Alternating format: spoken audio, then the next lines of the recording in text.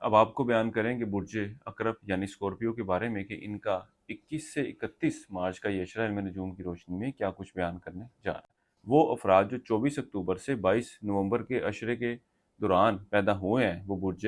اقرب کے تحت آتے ہیں۔ اس کے علاوہ وہ افراد جن کو اپنے درست طریقے پیدائش معلوم نہیں ہے مگر ان کے نام کا آغاز زال، زے، دوات، زوئیں، نون سے ہو رہا ہے تو وہ لوگ بھی برج اقرب کے تحت آتے ہیں۔ اس عرصے کے وقت کے دوران آپ برج اقرب والے افراد سیر و تفریح کے لیے گھومنے پھرنے کے لیے جاتے ہوئے نظر آئیں گے۔ اس کے علاوہ یہ وقت آپ اولاد کے ساتھ بھی گزارتے نظر آتے ہیں اور ان کے معاملات میں انٹرسٹ لیتے ہوئے نظر آتے ہیں۔ وہ افراد جو کاروبار کے پیشے سے وابستہ ہیں اس عشرے کا یہ وقت ان کے بھی معاملات میں بہتری لاتا ہوا نظر آ رہا ہے، یہاں تک کہ کاروباری رقم اگر کسی جگہ پہ پھنسی ہوئی تھی تو اس عشرے کے وقت کے دوران آپ لوگ کوشش کرتے ہیں تو وہ رقم آپ کو واپس ملنے کے بھی واضح امکانات نظر آ رہے ہیں۔ اس کے علاوہ وہ برج اقرب والے افراد جو بیرون ملک جانا چاہتے ہیں، چاہے وہ نوکری کے سلسلے میں سفر کرنے کے بارے میں سوچ رہے ہیں یا امیگریشن کے لیے اپلائی کرنا چاہتے ہیں، اس عشرے کے وقت کا انتخاب کرنا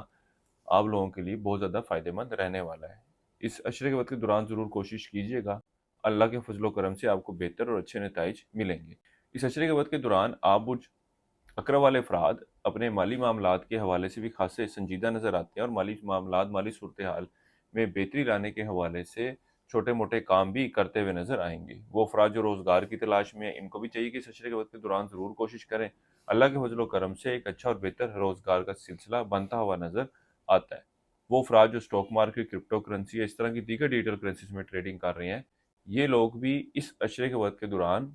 منافع حاصل کرتے ہوئے نظر آئیں گے، لیکن اس عشرے کے وقت کے دوران دیگر کو آپ کی پوزیشنیں ایسی ہیں جو آپ کے معاملات میں کچھ رکاوٹیں پیدا کرتی ہوئی نظر آئیں گی، اس لیے آپ کو ان معاملات کے حوالے سے بہت زیادہ محتاط رہ کر چلنے کی ضرورت ہے تاکہ آپ کسی بھی قسم کے نقصان سے بچ سکیں۔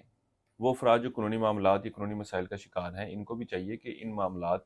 کو حل کرنے کے لیے ان دنوں میں ضرور کوشش کیجیے گا، اللہ کے فضل و کرم سے بہتر نتائج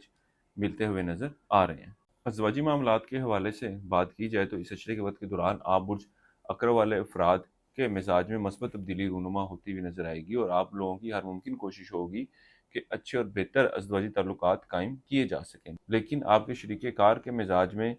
کچھ ایسی تبدیلی رونما ہوتی ہوئی نظر آ رہی ہے جس کی وجہ سے معاملات کو بہتر رکھنا، معاملات کو اچھے رکھنا آپ لوگوں کے لیے اتنا آسان نہ ہوگا۔ وہ افراد جو حکومتی اداروں، اعلیٰ افسران سے وابستہ کاموں کے حل کے لیے کوشاں ہیں، اس عشرے کے وقت کے دوران ضرور کوشش کیجیے گا، اللہ کے فضل و کرم سے بہتر نتائج ملیں گے۔ اس کے علاوہ اس عرصے کے لیے ایک وظیفہ آپ لوگوں کو بتا رہا ہوں، وہ ہے سورہ ہود کی آیت نمبر 88، 21 مرتبہ پڑھنی ہے آپ نے روزانہ اور اپنے معاملات میں بہتری کے لیے دعا کرنی ہے۔ اس کے علاوہ اس عشرے کے دوران حسب توفیق گوشت بطور صدقے کے طور پر لازمی دیجیے گا۔ اس کے علاوہ آپ برج اقرب والے افراد زندگی کسی معاملے کے حوالے سے مشاورت چاہتے ہوں، نیچرل جیم اسٹون خریدنا چاہتے ہوں تو ہمارے اسکرین پر دیے گئے نمبر پر رابطہ کر سکتے ہیں۔ اپنی رائے کا اظہار ویڈیو کے کمنٹ سیکشن میں لازمی کیجیے گا۔ برج اقرب والوں کے لیے اب تک اتنا ہی، اللہ حافظ۔